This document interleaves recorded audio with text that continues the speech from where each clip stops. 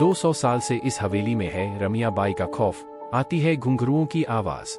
कई खौफनाक हवेलियों, भूतिया हवेली के किस्से अब तक आपने सुने होंगे, मगर ऐसी कोई हवेली नहीं थी जहां कोई रहता हो।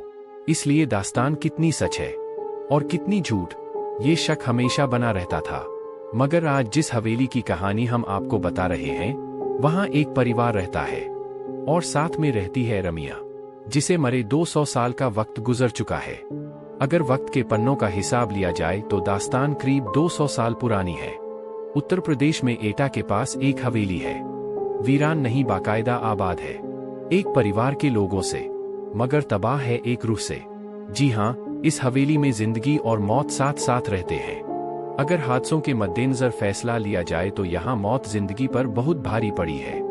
एक रमिया अब तक कई लोगों की जान ले चुकी है।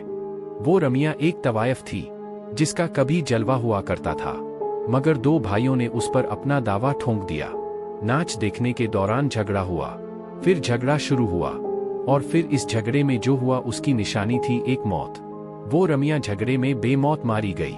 ये किस्सा है 200 साल पहले का, लेकिन आज भी वो उसी हवेली में दिखती है, नाच गाने घुंघरुओं की आवाज के साथ। हवेली में लोग रहते हैं, मगर खौफ के बीच कई असमय मौतें हो चुकी हैं। कहानी की शुरुआत होती है एक दिन से।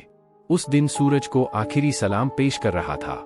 शाम घिर आई थी कि तभी एटा के चमकरी गांव की इस हवेली से अचानक एक चीख गूंजती है। आवाज किसी लड़की की है। कहती है, मुझे हवेली से मत निकालो, ये मेरा घर है, वरना मैं तुम सबको बर्बाद कर दूंगी। कोई कुछ समझे इससे पहले एक और चीख गूंजती है, मगर इस बार चीख में मौत की तकलीफ भी घुली हुई है। पानी पानी कराहने की आवाज के साथ कोई लड़की पानी मांगती है। ये वाकया कहीं और होता तो शायद कोई न कोई तो मदद के लिए आ भी जाता, मगर इस गांव में हर कोई डर से सहम सा जाता है, क्योंकि पिछले कई दशकों से ऐसी चीखें इस हवेली से निकलती रही हैं और लोग कांपते हुए सुबह का इंतजार करते रहे हैं। इस हवेली के मालिक सत्येंद्र तोमर कहते हैं कि यहाँ पहले सब ठीक था, लेकिन धीरे धीरे ये दिक्कत बढ़ती ही गई। यहाँ घुंघरुओं की आवाज सुनाई देती थी, नाचने की आवाजें। इस तरह प्रॉब्लम क्रिएट होती रही। तांत्रिकों को बुलाया गया। कभी कभी आवाजें आती, आपको घर छोड़कर जाना पड़ेगा, ये मेरा घर है। इस तरह से हम लोगों को डर लगने लगा। हम लोग खौफ के साए में जीने लगे। लेकिन सवाल ये था कि आखिर कौन है ये लड़की, और इसका इस घर से क्या रिश्ता है। क्यों दिन ढलते ही इस हवेली के पास से होकर गुजरने वाले रास्तों पर कब्रिस्तान सा सन्नाटा पसर जाता है और एक अजीब अनमनी से लड़की इस हवेली में भटकती दिखाई देती है। कभी झरोखे से झांकती तो कभी हवेली की छत से टकटकी लगाए दूर किसी मुसाफिर का इंतजार करती जिसने उसे गौर से देखा है। बताते हैं कि उसकी नजरें बर्छी की तरह कलेजे को चीरती सी लगती हैं। मगर कभी इन्हीं नजरों के दीवाने थे लोग। वो जहां खड़ी होती थी उसी के आसपास खड़े होकर लोग उसका दीदार करना चाहते थे।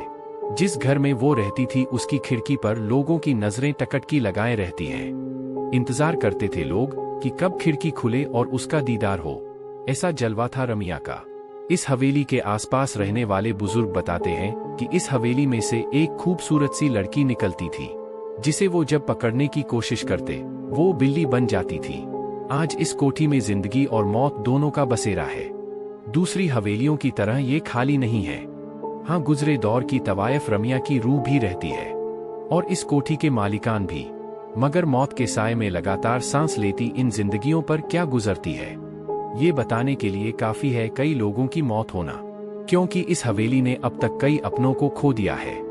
हद तो ये है कि इस हवेली के बच्चे भी शैतानी करने या चाहकने से पहले सोचने लगे हैं। इस हवेली में आज जितनी भी जिंदगियां बाकी बची हैं, उनके चेहरों पर जिंदगी का कोई नामोनिशान नजर नहीं आता। एक खूबसूरत मगर खौफनाक चेहरा उन्हें लगातार नजर आता है, एकटक घूरता हुआ, शायद ये पूछता हुआ कि इतने लोगों की मौत के बाद भी क्या हिम्मत बाकी है यहाँ रहने की। मगर रमिया आखिर क्यों इत्काम की आग में झुलस रही है? क्यों उसे मासूम बच्चों पर भी तरस नहीं आता? क्या हुआ था उसके साथ? रमिया बाई, उसकी पायल जब छनकती थी तो लोग दीवाने हो जाया करते थे। हर हवेली का मालिक ये सपना पाला करता था कि एक दिन ये घुंघरू उनके सिर्फ उनके लिए खनकेंगे। बात करीब 200 साल पुरानी है, जब रमिया इसी हवेली में मुजरा किया करती थी। रमिया के दीवानों की फहरिस्त में इसी इलाके के 2 सगे भाइयों का नाम भी शुमार हुआ करता था, जो तकरीबन हर शाम उसी के पास गुजारा करते थे। मगर रमिया उस बला का नाम था जिसकी खूबसूरती और हुनर के आगे क्या रिश्ते और क्या नाते पल भर में बिखर जाते थे। और यही हुआ उन दोनों भाइयों के साथ भी। रमिया को लेकर दोनों इस कदर जज्बाती हुए कि एक दूसरे की ही जान के दुश्मन बन गए। और जब रमिया ने बेकाबू हालात काबू में करने की कोशिश की तो गुस्से से लहराता एक खंजर रमिया के ही शरीर में उतर गया। दरअसल ये कहा जाता है कि दोनों भाइयों की लड़ाई में रमिया बीच बचाव करने आ गई थी।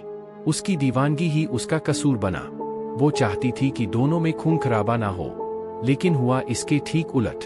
खून तो हुआ, लेकिन उन दो भाइयों में से नहीं बल्कि रमिया का, जिसका कोई कसूर नहीं था।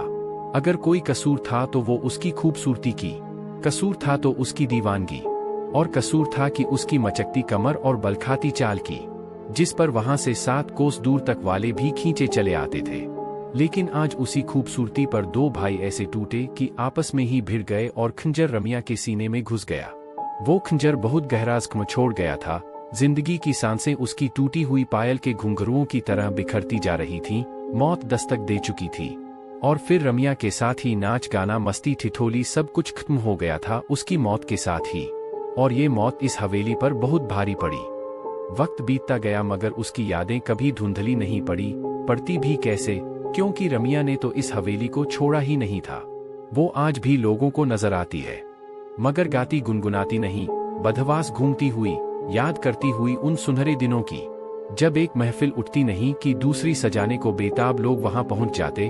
फर्क सिर्फ इतना है कि 200 साल पहले इस ड्योढ़ी से निकला हर कदम मस्ती से झूमता हुआ निकलता था, मगर आज यहाँ से लाशें निकलती हैं। आज भी यहाँ मरने वालों का दिखता है साया।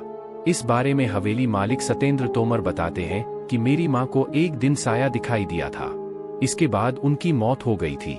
इस तरह रमिया का प्रकोप हमारी हवेली पर हमेशा खौफनाक साये की तरह पड़ता गया है। एक एक कर मेरे 3 बच्चे, फिर मेरी पत्नी की भी जान जा चुकी है। हालांकि अब इस हवेली को बचाने की जिम्मेदारी सतेंद्र पर ही है। वो एक पढ़े लिखे इंसान हैं और इससे पहले वो भूत प्रेत जैसी बातों को मानते भी नहीं थे, मगर आज जब वो अपने परिवार पर नजर दौड़ाते हैं तो हर रिश्ता अधूरा नजर आता है। वो जिंदा है मगर पत्नी नहीं रही, कोई बच्चा जिंदा है तो माँ मर चुकी है, भाभी है मगर भाई जान गंवा चुका है। कहते हैं कि तोमर परिवार से पहले इस हवेली में गुप्ता परिवार रहा करता था। लगातार हुई मौतों ने गुप्ता परिवार को इतना तोड़ दिया कि उन्होंने कौड़ियों के दाम ये हवेली बेच दी।